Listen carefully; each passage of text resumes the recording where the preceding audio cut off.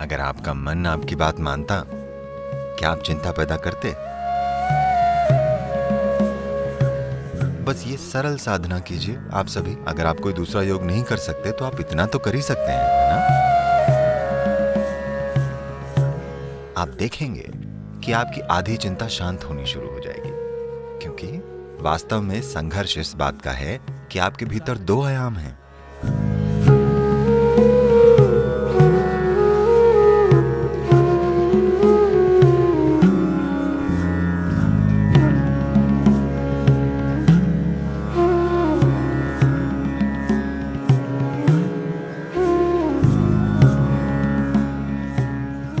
अगर आपका मन आपकी बात मानता, क्या आप चिंता पैदा करते?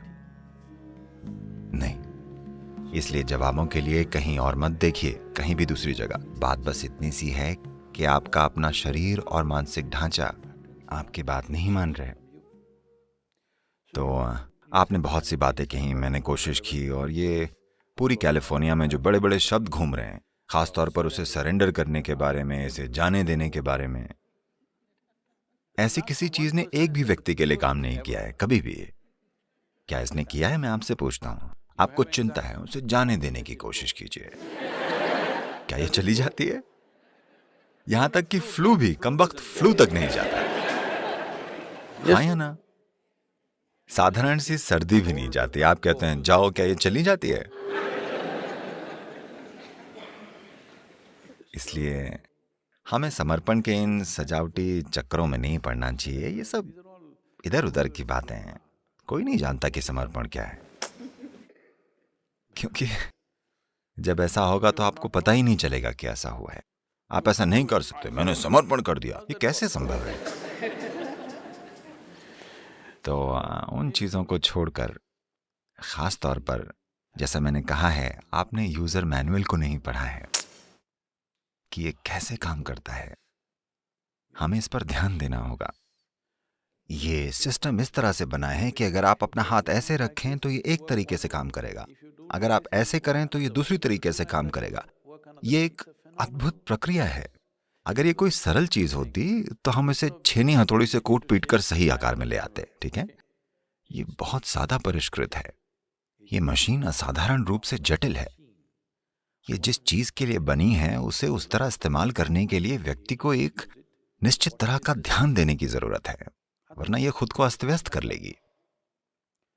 अब कई कारक हो सकते हैं, जेनेटिक कारक हो सकते हैं, सामाजिक कारक हो सकते हैं, कुछ पालन पोषण के मुद्दे हो सकते हैं, तमाम तरह की चीजें हैं।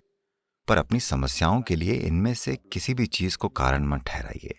जरूरी बात बस ये है, आप अपने मन को वैसे नहीं रख पा रहे हैं जिस तरह से आप उसे चाहते हैं। आपकी बस यही समस्या है ना? जिस पल आप कारण देते हैं कि मैं ऐसा इसलिए हूं क्योंकि मेरे पिता ऐसे थे, मैं ऐसा इसलिए हूं क्योंकि मेरे दादा की जेनेटिक्स ठीक नहीं थी, तो समझिए आप खत्म हैं। क्योंकि अब हम उन व्यक्तियों को बदल नहीं सकते। Yes. अब आप कोई अलग पिता या दादा नहीं चुन सकते, अब वो बीत चुके हैं। पर आप इसे रूपांतरित कर सकते हैं। आपको यह समझना चाहिए, अब भी इससे कोई फर्क नहीं पड़ता कि आपको चिंता का विकार है। फिर भी अगर आप एक गाजर का टुकड़ा भीतर डालते हैं तो यहाँ एक ऐसी बुद्धिमत्ता है जो एक गाजर को एक मनुष्य में रूपांतरित कर सकती है। इसका मतलब हर रोज आपके भीतर एक नए शरीर का निर्माण हो रहा है ना? टुकड़ों में हर रोज एक नए व्यक्ति का निर्माण हो रहा है। जब सृष्टि का स्रोत आपके भीतर काम कर रहा है और लगातार एक नए मनुष्य का निर्माण हो रहा है, अगर आप इसकी थोड़ी सी भी जिम्मेदारी ले लें तो आप पूरी तरह से एक नई शारीरिक और मानसिक प्रक्रिया का निर्माण कर सकते हैं। हमारे साथ कुछ ऐसा हुआ। पिछले साल हम लोग तिब्बत में ट्रैकिंग कर रहे थे। मैं एक टेंट में था, मैं कुछ काम कर रहा था और दूसरा एक व्यक्ति एक सेब काट रहा था। आपको इन दिनों मिलने वाले चीनी मिट्टी के चाकुओं का पता है? तो पास में दूसरी महिला उस व्यक्ति से कहती है, ये बहुत तेज चाकू है, ध्यान रखना। ये मुझे थोड़ा परेशान करता है। मैं ऐसे देखता हूं क्योंकि ये एक बड़ा आदमी है। अगर वो कोई बच्चा होता तो अलग बात थी, तब हमें देखना होता कि वो चाकू कैसे इस्तेमाल कर रहा है। वो एक पूरा बड़ा आदमी है। और चाकू को तेज धार ही होना चाहिए। अगर उसकी धार तेज ना हो तो आप उसे चाकू क्यों कहेंगे? तो मैंने उसे अनदेखा किया और काम करता रहा। अगले 2 मिनटों में वो फिर कहती है, ये बहुत तेज चाकू है, ध्यान रखना। मैंने कहा बस करो, वो एक बड़ा आदमी है, उसे अकेला छोड़ दो, उसे पता है चाकू को कैसे इस्तेमाल करना है। वो एक छोटा सा चाकू नहीं संभाल सकता। ये कोई बहुत भारी मशीनरी या अंतरिक्ष यान या ऐसा कुछ नहीं है कि उसे पता नहीं कि इसे कैसे चलाना है। ये एक चाकू है। वो कहती है, नहीं सदगुरु, ये बहुत ही तेज चाकू है। और मैं जो कर रहा था वो करता रहा। अगले 2 मिनटों में वो उससे फुसफुसाती है, बहुत ध्यान रखना, ये बहुत तेज है। और अगले 2 मिनटों में वो अपनी उंगली काट लेता है। उसके बाद मैंने हार मान ली। ठीक, यही सब हो रहा है जीवन के साथ, यही सब हो रहा है। आपके पास एक बुद्धि है जिसके लिए आपके पास कोई पर्याप्त स्थिर आधार नहीं है, या दूसरे शब्दों में आपके पास एक तेज चाकू है, माफ कीजिएगा, बहुत ही तेज चाकू। A very sharp knife in your hand, but your hand is not steady. आपके हाथ में एक बहुत ही तेज चाकू है पर आपका हाथ स्थिर नहीं है। जरा देखिए, ये आपका ही मन है जो सारी पीड़ा पैदा कर रहा है ना? हाँ या नहीं? तो आपके पास है बहुत तेज चाकू है, ये जितना धारदार होगा उतना ही आप खुद को काट लेंगे। तो हमें चाकू को कुंद नहीं करना है, हमारे पास बस एक स्थिर हाथ होना चाहिए, है ना? इसके बारे में कुछ नहीं किया गया है। लोग इन तमाम शांतिकर दवाओं और बकवास के साथ जो आप लेते हैं उससे चाकू को कुंद करने की कोशिश कर रहे हैं। चाकू को कुंद करना हल नहीं है, क्योंकि अगर आप अपने होने की संभावना को ही कम कर देते हैं तो सब ठीक होगा। अगर हम आपका आधा दिमाग हटा दें तो आप काफी शांत रहेंगे, क्योंकि चिंता पैदा करने के लिए थोड़ा दिमाग लगता है। अगर हम सचमुच में आपका आधा दिमाग हटा दें तो आप काफी शांत रहेंगे और आप असल में खुश भी रहेंगे। आपको कुछ भी परेशान नहीं करेगा, आप ठीक हैं। सही है ना?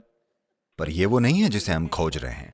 मनुष्य जो खोज रहा है वो किसी तरह असीम होना है, किसी तरह। और अगर ऐसा होना है तो आपको एक स्थिर आधार बनाना होगा।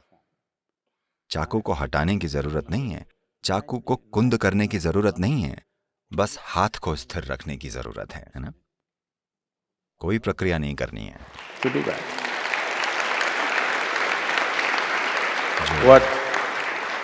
इनर इंजीनियरिंग का, योग का बस यही अर्थ है। जब मैं योग कहता हूं, कैलिफोर्निया में रहने की वजह से उन सभी असंभव मुद्राओं की कल्पना मत कीजिए। योग का अर्थ मुद्राएं नहीं है, योग का अर्थ है मिलन। ठीक है? योग का शाब्दिक अर्थ है मिलन। ये मिलन का पहला रूप है।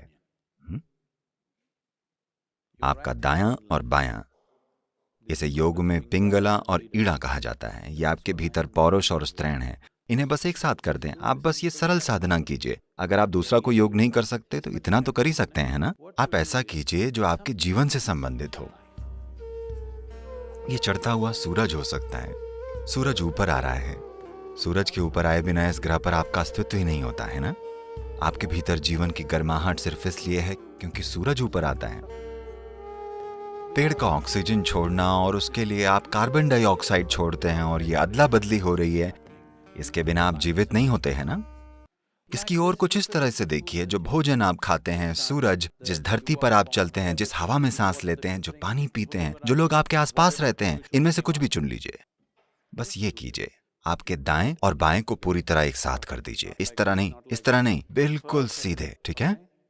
बस किसी ऐसी चीज की ओर देखिए जो आपके लिए सच में मायने रखती है। शायद सूरज, शायद आकाश, शायद बादल, शायद एक पेड़ या कोई व्यक्ति, शायद एक बच्चा, एक जानवर, कोई मायने नहीं रखता कि क्या। बस उसकी ओर देखिए। लगातार 10-12 मिनटों तक दोनों हाथों को जोड़े रखिए। आप देखेंगे कि आपकी आधी चिंता शांत होनी शुरू हो जाएगी। क्योंकि वास्तव में संघर्ष ये है कि आपके भीतर 2 आयाम हैं। मैं इसके विस्तृत विवरण में नहीं जाना चाहता, क्योंकि योग, शरीर विज्ञान इसके बारे में विस्तार से बताता है। लेकिन सरल शब्दों में कहें तो आधुनिक चिकित्सा विज्ञान आपको बता रहा है कि एक दायां दिमाग है और एक बायां दिमाग है। ठीक है? बस इन दोनों चीजों को एक साथ रख दीजिए। ऐसे किसी भी चीज की ओर परम प्रेम और प्रशंसा से देखिए जो आपके लिए मायने रखती है। वो आपकी पत्नी हो सकती है, आपके पति हो सकते हैं, आपकी संतान हो सकती है, एक पेड़, एक कुत्ता, आकाश, सूरज, चांद, इनमें से हर चीज आपके जीवन के लिए जरूरी है। क्या ऐसा नहीं? हाँ, आप इनमें से जिस भी चीज के साथ जुड़ाव महसूस करते हैं, इन दोनों चीजों को एक साथ रखते हुए उनकी ओर परम मधुरता से देखिए, ये पहचानते हुए कि वे आपके लिए कितने जरूरी हैं। कई चीजें बदल जाएंगी। ये योग का पहला रूप है। अगर मैं ये करता हूं तो ये मुश्किल हो जाता है। और नमस्कार करने के कई तरीके हैं, इस तरह इस तरह इस तरह। ये सबसे सरल चीज है।